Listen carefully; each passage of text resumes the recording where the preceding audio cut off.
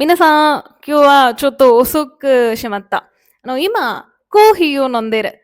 今日のトピックはコーヒーカップです。これは私の好きなものの一つですよ。このカップは3ヶ月前に私の友達と買い物に行った時買ったカップです。